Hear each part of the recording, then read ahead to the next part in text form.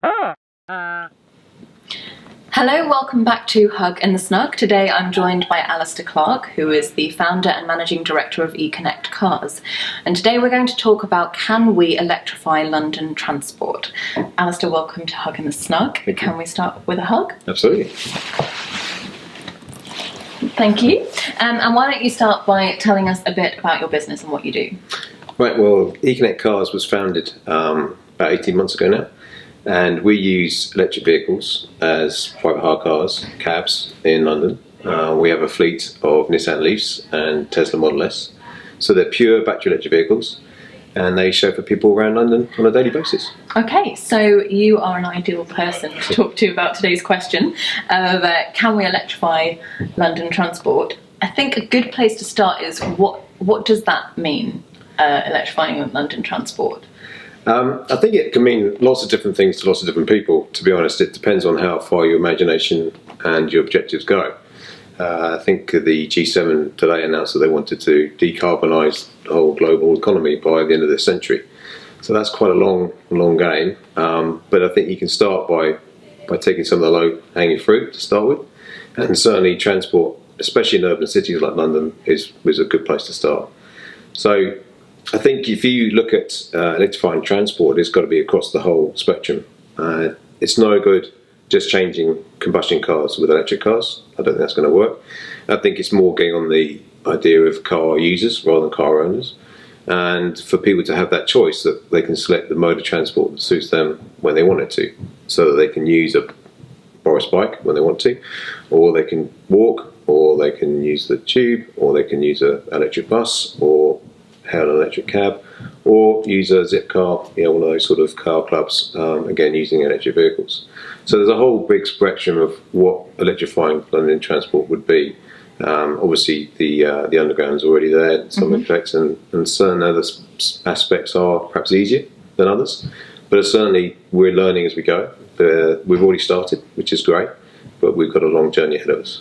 So you say we've already started, so if people are out and about in London, what kind of examples can they say other than eConnect cars? What can they see in terms of electric transport that's already I think they're already trialling out some buses, so that's certainly a way forward. And I think some people get confused maybe around hydrogen fuel cells and electric cars.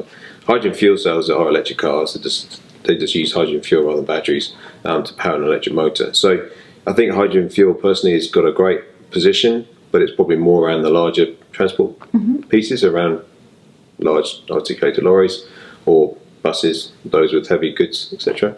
But I think as you go down in size, then there's already a friend of mine who runs New Cargo, so they do last mile logistics using electric vans. There's another company called Fruit for London, so they deliver fruit in electric vans. I've seen courier companies now using electric cars. DHL use electric vans. And I'm not surprised when we bring out electric motorbikes and mopeds to deliver your pizza. That's not that far away.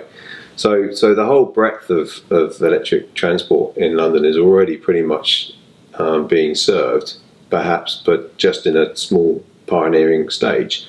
It's now a question of then taking that initial volume and scaling it up. Yeah, and that's the key, isn't it? So in order to take that from something that people may or may not have come across and, like you say, pilot examples, to something that is just our norm every day, how do we get there? What are the big challenges in the way? Is it that the technology isn't ready? Is it that people aren't ready for it? What needs to shift for that just to be, normal life in London? I think you can draw parallels with where we come from with mobile phones. So if you like the Gee Whiz of the car world, some people know what the Gee Whiz is, but it's not a very attractive car, I'd say. But that's like your old mobile phone, which was first coming out with the suitcase. It was in the car, it was in a big suitcase, and that was your mobile phone.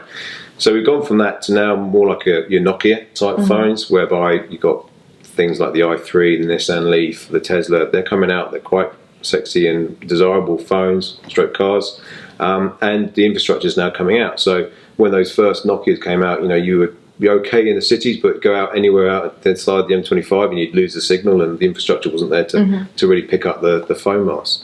And then as that developed, you then bring in the BlackBerry era and the Apple iPhone era, and I think that's the sort of era we're starting to get towards, where the infrastructure is pretty much ubiquitous. It's everywhere. You can therefore get a phone signal, or you can get a recharge everywhere.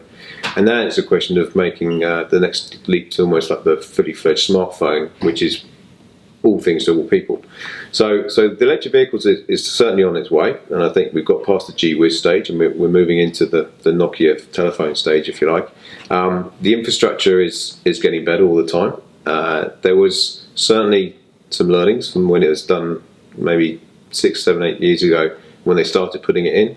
I think the infrastructure they put in was perhaps not fit for purpose at the time, but it's a question of understanding and learning from that, and we've got to try and get away from being critical about the early infrastructure that was put in, and learn from that and go, right, what is the infrastructure we need today for the jobs that we're trying to do? And it's more about looking at the commercial fleets to say, well, you're probably going to be leading the scale in terms of electric vehicle mobility. So what is it that you need? And I would say that, especially for the private hire industry, which we're in, it's more about rapid charges and being able to recharge cars in 15 to 20 minutes. There's also going to be lots of development on technology in terms of the batteries and the range of the batteries.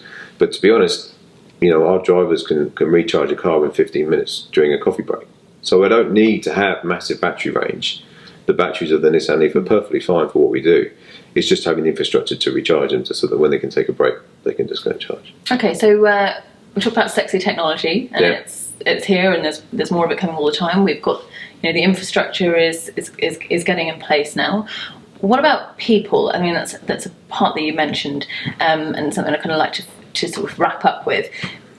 Where do you think we are in terms of, like, how accepting are people of, if we look particularly at electric vehicles, or at new ways? You mentioned before that people maybe have to shift from thinking I must own a car to thinking I need to use a car, and maybe that's quite different. But people get very emotional about, this is my car. It becomes part of your self-esteem, part of your lifestyle. There's a big shift before we're in a place where maybe we're kind of ready to use that technology. We find that technology desirable, and we're willing to think about kind of sharing technology or using different types of vehicles and transport rather than just having our cars. Where do we think we are in terms of people shifting as part of this electrification? There is certainly a behavioural element to it, and I think you're looking at the younger generations are probably much more happier jumping into cabs, using Uber or whatever to get that on-demand service. Everything is pretty much rented, whether it's Spotify for your music. You don't go out and buy a CD anymore, you just use a stream. So that those behaviours are sort of coming in different parts of people's lives, and I think this is now moving into mobility and electrification of transport. I do think that the younger generation is probably where it's at. They're probably more accepting, but that's not to say the other classes, the age groups in London won't adapt and see the benefits as they go forward.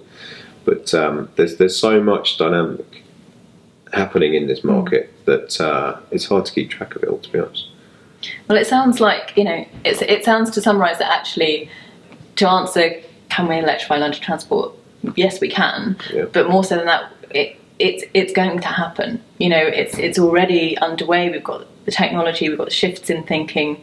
It's going to be dynamic, as you say, so it's just a case of get ready, people. Absolutely. Thanks very much, Alistair. Pleasure.